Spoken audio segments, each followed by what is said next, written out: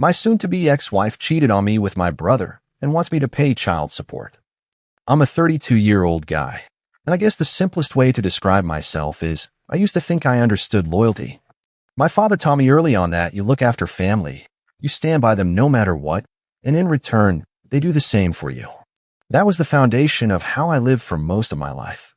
I grew up in a small Midwest town, just your average American kid, running around with my brother and trying to impress my father with every small achievement.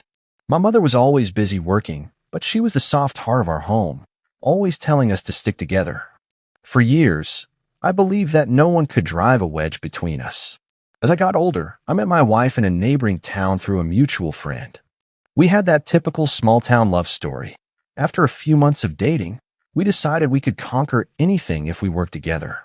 We got married, thinking we were signing up for a lifetime of camaraderie and unwavering devotion.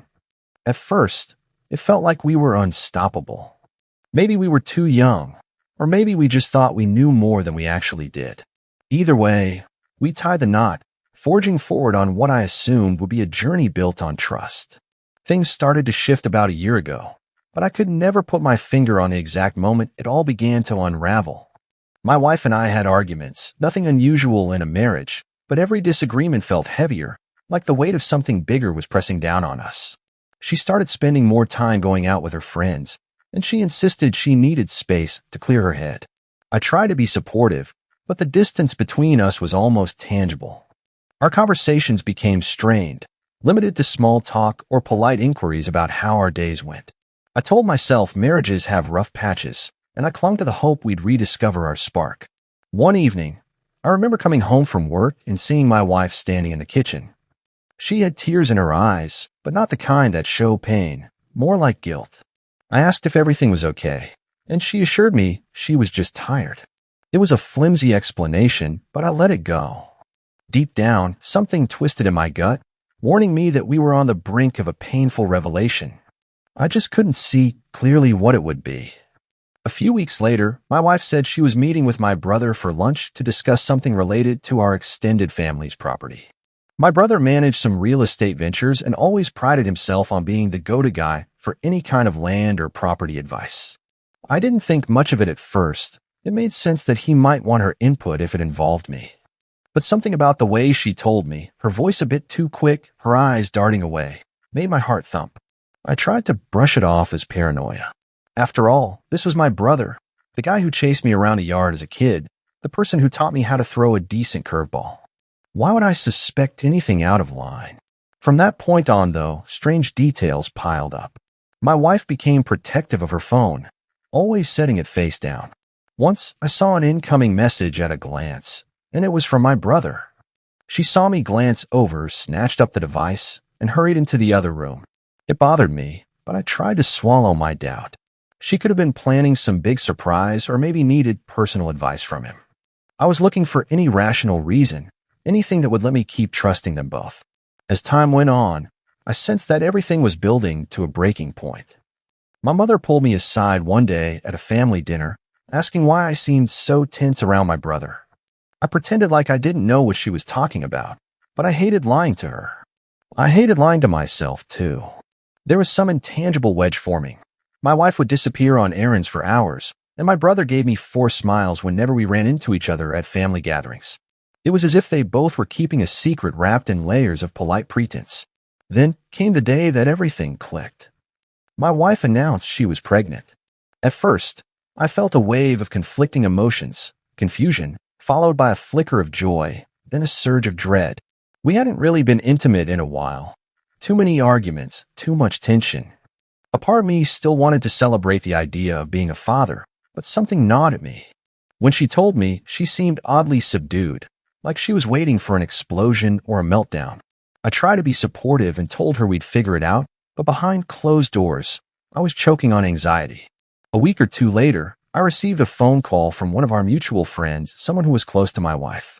She seemed hesitant at first, but she said she couldn't let me walk around in the dark any longer. She admitted that my wife and my brother had been seeing each other behind my back for months. The friend told me they were worried because my wife was considering telling me the baby was mine, even though she'd privately confided that it might be my brother's. My hand went cold around the phone, and everything inside me lurched. The friend apologized, said she felt sick carrying the secret, and then hung up. That was the moment my world tore open. I thought about the late-night texts, the lunches that ran too long, the property discussion that never seemed to end. It all added up. My brother, flesh and blood, betrayed me and my wife. I couldn't even comprehend how she could look me in the eye each day. My head spun with a mixture of heartbreak and rage. I wanted to confront them both instantly, but I forced myself to wait and gather some proof. If I went in half-cocked, they deny everything and twist the narrative. So I decided to keep my distance and watch. I didn't let on that, I knew. I quietly got in touch with an attorney and explained that I suspected infidelity, and I might need a paternity test to confirm if the baby was actually mine. The attorney gave me a rundown of how this typically goes in the courts. If the child was legally presumed mine at birth, I'd be on the hook for child support unless I contested paternity in time. That knowledge made me sick. The idea that my wife and my brother could orchestrate a situation where I'd be legally responsible for their child was beyond comprehension. But it also fueled me. I wasn't going to roll over and let them ruin my life. I had to play this carefully. I started documenting every suspicious interaction, screenshots of text messages when I could glimpse them, noting down times and dates when she claimed to be with friends but was likely with him. I wanted an airtight case if this ended up in a brutal divorce. My wife kept up her facade of normalcy, or at least she tried, but I saw the guilt in her eyes. Sometimes I wondered if she felt remorse or just feared being caught. Eventually, the tension grew too thick to ignore. My wife demanded we talk about our future. She insisted that we needed to secure finances for the baby, maybe move to a bigger place. I asked her point blank, "Are you sure this baby is mine?" She turned pale, then got defensive, accusing me of not trusting her. That's when the anger almost boiled over, but I forced myself to stay calm. I told her that before we made any decisions, I wanted a paternity test. She burst into tears, calling me paranoid and cruel. Yet she never outright said, "Yes, the child is absolutely yours." A few days later, when I was at my parents' house, my brother walked in. The second I saw him, every muscle in my body tensed. He gave me this sideways look like he knew I was onto him. I asked him if there was something he needed to tell me. He stammered, acted confused, then said, "What are you talking about?" My father stepped in, sensing the hostility. I held back because I didn't want to blow up in front of my parents without solid evidence. I left the house soon after, silently vowing that I'd get the truth out one way or another. Inside, I was grappling with emotions, betrayal, rage, disbelief. The fact that my wife was pregnant only added a sense of urgency. If I didn't move quickly, I'd be labeled the father on the birth certificate by default. The idea that these two people I once loved could burden me with a child that might not even be mine was a blow to the core of my being. I was determined to fight, but I also needed to be cautious. If I lost control and acted rashly, my brother would spin it to make me look like the unstable party. Still, I felt the adrenaline pumping. I wanted justice. I wanted them to pay for destroying my faith and family.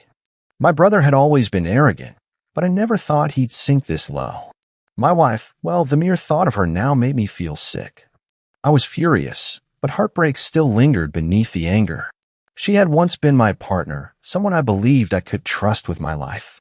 That trust was gone, replaced by a determination to make sure they faced the consequences of every entitled, manipulative choice they had made. In the days that followed, I laid the groundwork for what I knew would be an explosive confrontation. I scheduled a meeting with my attorney and laid it all out. The suspicion of adultery, the potential child that might not be mine, and my plan to contest paternity if necessary. My attorney explained the timeline. Under our state's laws, if my wife gave birth while we were still legally married, the child would be presumed mine unless I challenged it within a specific window. That window was short, so I had to act fast. I felt my pulse pounding when the attorney explained how courts tend to default to keeping the marital father on the hook for child support. It was a sobering realization. My wife's sense of entitlement in assuming I just foot the bill, while she snuck around with my brother, infuriated me. But the attorney also gave me hope, stating that if I could provide evidence of the affair and secure a DNA test, the court might remove any obligation for me to pay. In other words, if the child wasn't mine, I'd have a path to freedom. That night, I confronted my wife with the paternity test paperwork. I laid it out on the dining table. She was startled, tried to act outraged, but her eyes gave her away. She stammered something about how I was humiliating her, how I was showing no faith in our marriage.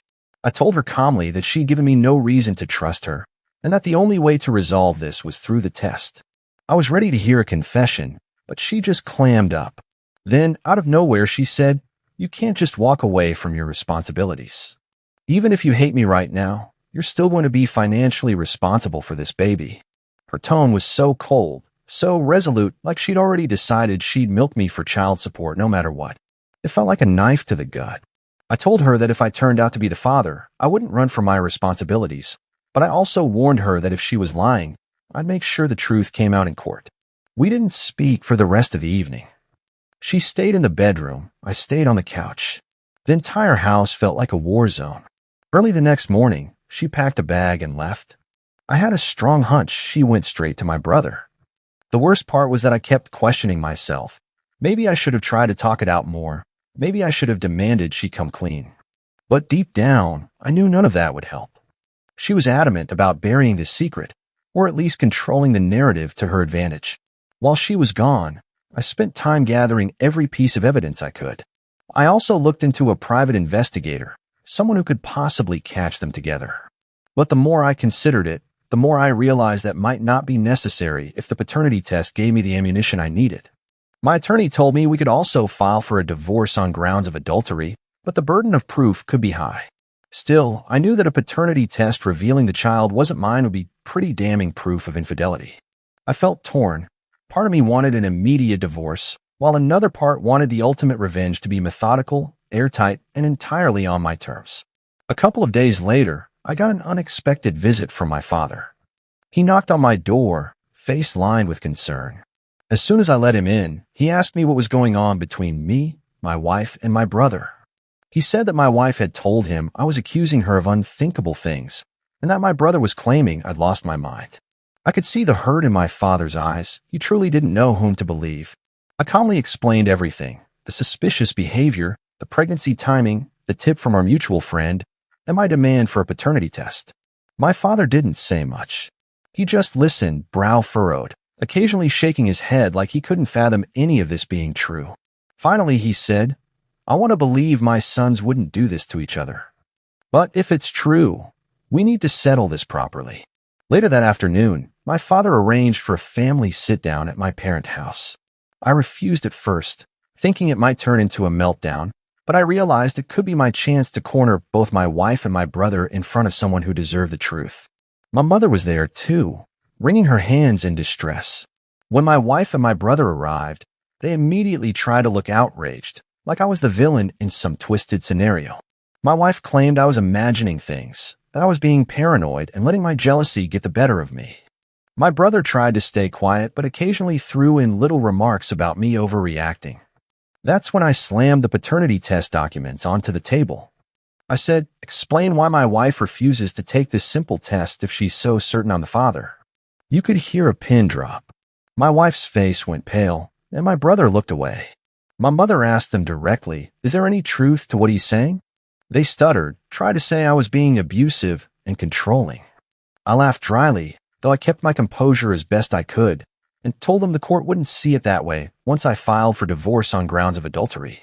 My father stood up, voice trembling, and told them both that he wanted an honest answer. My wife broke first. She started sobbing, saying it was all a mistake, that she'd been confused, that it only happened once or twice, and she regretted it. My brother glared at her, furious that she'd basically confessed. He tried to claim it was an accident, something that just happened. I asked them point blank if the baby was mine or his. Silence. With that, I knew enough. I announced my intention to file for divorce, and if the child turned out to be my brother's, I'd be contesting any claim of responsibility. My mother broke down crying, and my father looked shell-shocked. My wife grabbed my arm, pleading, "You can't leave me like this. I need you." The irony was so thick, it almost strangled me. She needed me, yet she'd run to my own brother in the dark. I brushed her hand away. The next day, I followed through.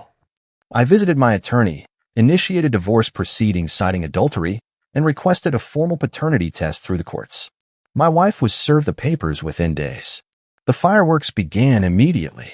My wife started calling and texting nonstop, accusing me of destroying her life. My brother sent me messages that bordered on threatening, telling me I better not drag our family name through the mud. Yet there they were, the real culprits, demanding that I just roll over. The entitlement was staggering. A week later, I got a phone call from my mother, sobbing that my wife had shown up at their house begging for help.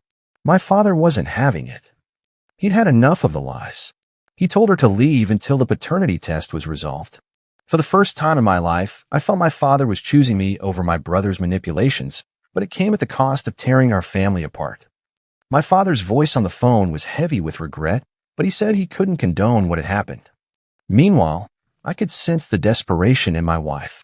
Her texts shifted from anger to pleading for a compromise. She claimed she'd do anything to work it out. The nerve of that request stung me. Work it out? With my brother's child possibly on the way. Then came the dirty trick.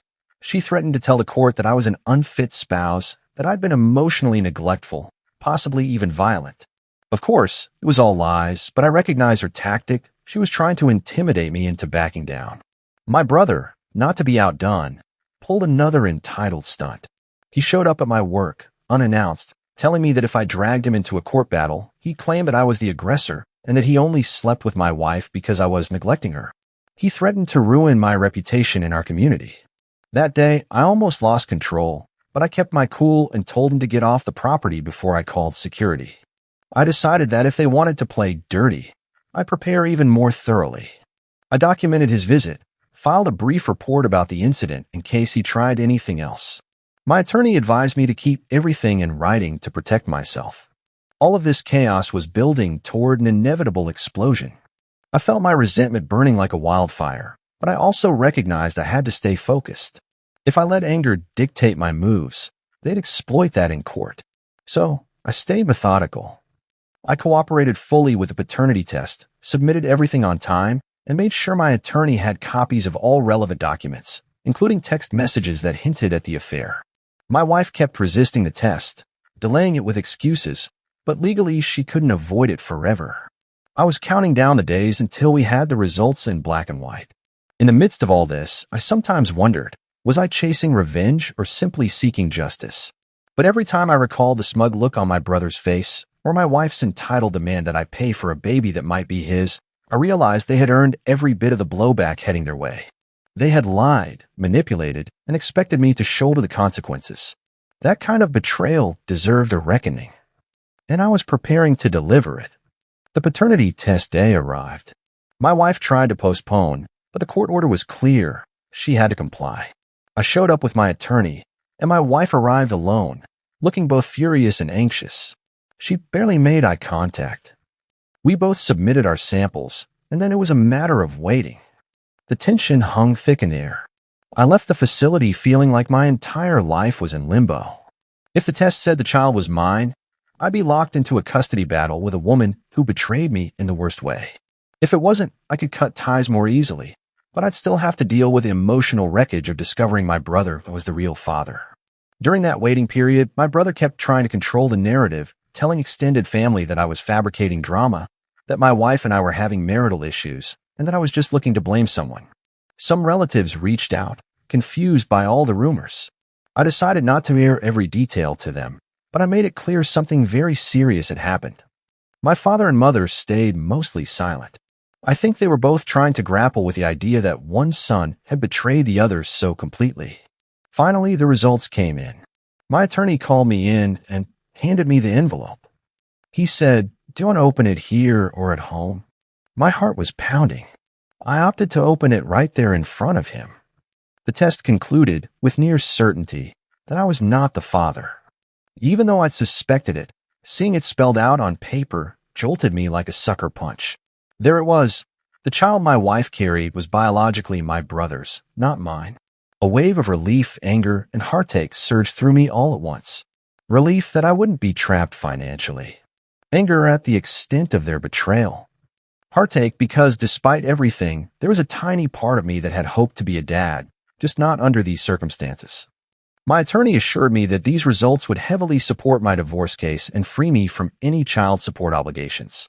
He also advised me to finalize the divorce as soon as possible to avoid any complications at the birth. That same day, I called a meeting with my father, mother, my brother, and my wife. I wanted them all in the same room to face the results. My wife tried to protest, probably fearing the public shaming, but I insisted. My father didn't argue, though I could see the heartbreak in his eyes. We gathered in my parents' living room. My brother was already there when I arrived, sitting stiffly in a chair. My mother sat on the couch, clutching a tissue, while my father stood in the corner, arms crossed. My wife arrived last, looking like she'd rather vanish than endure this. I handed my father the envelope with the official test results. As he read the contents, I heard his breath catch. My mother looked up, searching his face for a clue. Then he silently handed the papers to her. She started crying, tears streaming down her cheeks as she took it all in. My wife shifted nervously, then blurted out, "I didn't want it to go this far. We never meant to hurt anyone." My brother swallowed hard, trying to look impassive but failing. I kept my voice steady, addressing them all. "The paternity test shows I'm not the father. This means my soon-to-be ex-wife is carrying my brother's child. I have proof of their affair, and I'm divorcing her on grounds of adultery." I fixed my gaze on my wife. "You won't get a cent from me. Not for you, not for the baby. If you try, I'll produce this evidence in court. I'll make sure you face the consequences." She just stammered about being sorry, as if that would erase months of secret meetings. My brother tried to argue that this situation was complicated, that he wasn't sure if he could take on the role of a parent. The entitlement in his tone made me furious. He'd helped create this mess, and now he wanted to dodge responsibility? I told him, "You reap what you sow. Don't look at me to fix your problems anymore." He started to protest, but I cut him off, reminding him that he'd threatened me at my workplace to keep quiet.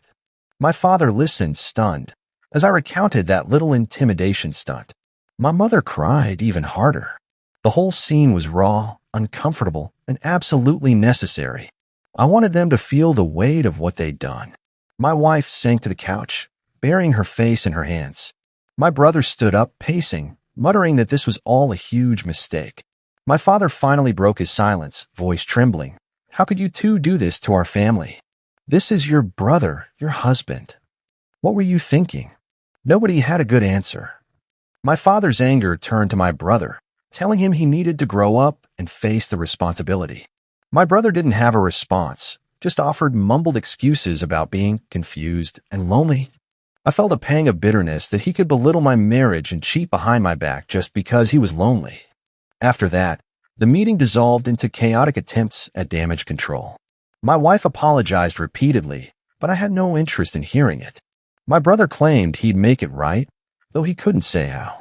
My mother pulled me aside, pleading with me to consider counseling or mediation, anything that might keep the family from completely fracturing.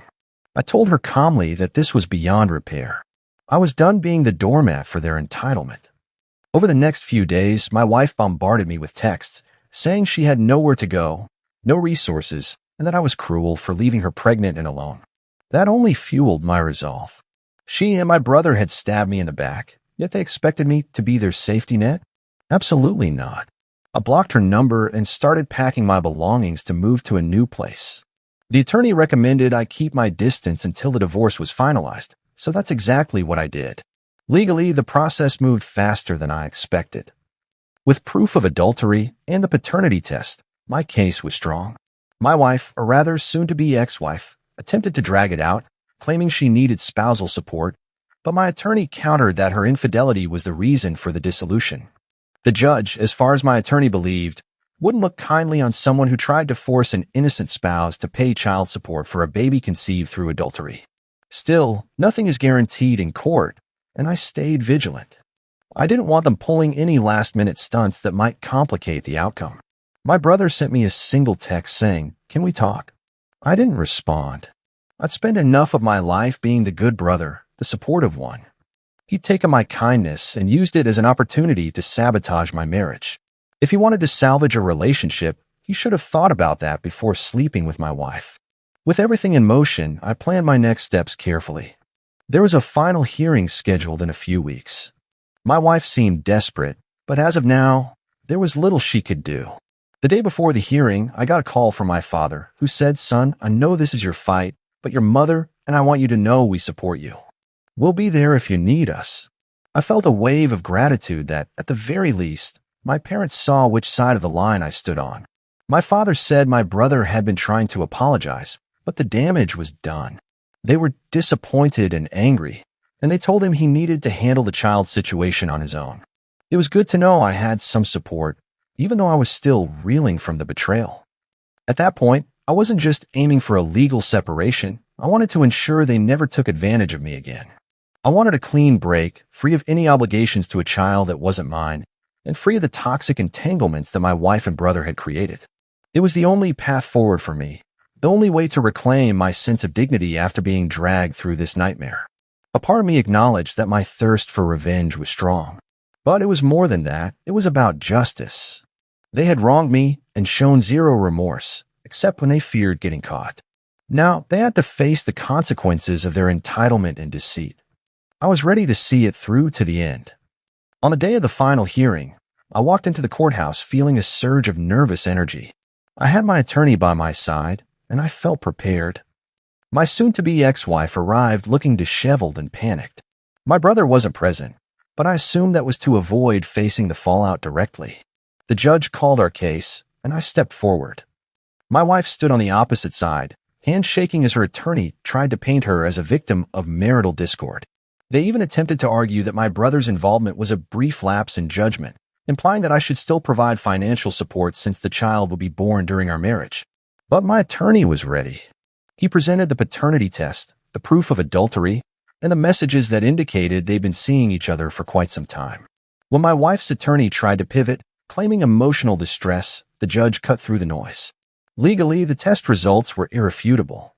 The judge stated that I was not obligated to support a child that was proven not to be mine, especially under these circumstances. Furthermore, the evidence of infidelity gave me strong grounds for an at-fault divorce, severely weakening her claim for spousal support. I glanced at my wife. She looked defeated, tears streaming down her cheeks. Maybe she realized how badly she'd overplayed her hand, thinking she could manipulate me forever. The judge, in a firm but measured tone, explained that while the court sympathized with her upcoming parenthood, she'd have to address any financial or support issues with the biological father, my brother. Hearing that was a moment of pure, grim satisfaction. I got exactly what I wanted, a final decree of divorce, zero obligation toward child support, and no spousal support beyond a minimal settlement that was standard in these cases, just enough to cover the simplest legal formalities. When it was over, I walked out of the courtroom feeling like a massive weight had been lifted off my chest. I had stood my ground, refused to be used, and emerged vindicated. My wife tried to catch me in the hallway, but I strode past her. She called out, saying she was sorry, that she was lost, that she made a mistake. I didn't even turn around. Mistakes happen once, maybe twice, but this was a sustained, deliberate betrayal. She had no right to my sympathy. I got into my car and drove off, determined to start fresh. Over the following weeks, I heard bits and pieces about her situation. She moved in temporarily with an old friend. My brother apparently ghosted her, refusing to take calls, not wanting to accept responsibility for the pregnancy he helped cause. Rumor had it that my parents were torn, but my father made it clear to my brother that if he didn't step up for the child, he wasn't welcome at their house. My mother, ever the peacemaker, attempted to facilitate some kind of conversation between my brother and my ex-wife, but I stayed out of it. It was their bed. They could lie in it. Despite everything I did, feel a pang of sadness for the baby. The child was innocent, stuck with a father who tried to dodge accountability and a mother who was willing to lie about paternity. But I couldn't carry that burden. I had done enough emotional heavy lifting. The sense of justice I felt for standing up for myself outweighed the lingering heartbreak. In my mind, I labeled the final step as revenge, though it wasn't about petty payback. It was about ensuring they reaped the consequences of their actions. They had tried to corner me, use me as a scapegoat for their betrayal, and expected me to roll over financially. Instead, I used the legal system to defend myself. Now my wife was cut off from my income, and my brother faced a massive responsibility he'd been scrambling to avoid. Their manipulative efforts backfired spectacularly. A few relatives reached out, expressing shock and asking for my side of the story. I was honest but kept the details minimal, explaining that I'd won my case and was free to move on. Some took pity on my ex-wife, claiming she was facing a hard life as a single mother. Others condemned her actions outright. I didn't want to get caught in the middle of family drama anymore. My part was done. It felt surreal to return to daily life after so much chaos. I still experienced nightmares and flashes of anger. But each day, the bitterness loosened its grip, replaced by a cautious optimism about the future. I focused on my job, on rebuilding my finances, and on healing emotionally. Sometimes I'd catch myself wondering if my brother would ever try to apologize properly. Maybe someday he'd realize how deeply he'd shattered our bond. But that was his journey, not mine. When I signed the final divorce papers, I paused for a moment, reflecting on how everything had started. The innocent belief that family always stands by you. The naivete that my marriage was built on trust. It was all gone now. But in its place, I discovered I was stronger than I ever gave myself credit for. I was capable of seeking justice and demanding respect for myself. In the end, I walked away with something more valuable than any settlement: my dignity. I didn't let them make me the fool. While my ex-wife and brother grappled with their own consequences, I took the chance to rebuild from scratch.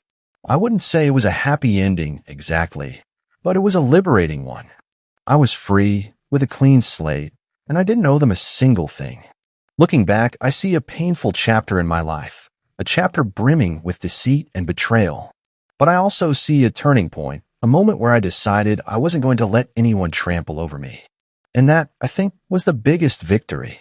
If there's one takeaway from it all, it's that sometimes you have to confront the ugliest truths to protect your own future. People who betray your trust might try every entitled trick in the book, but if you stand firm and gather the right support, you can rise above the wreckage they leave behind. That's where I am now, moving forward, refusing to be defined by their actions, and stepping into the next phase of my life with the knowledge that I am stronger, wiser, and no longer bound by the lies of the past.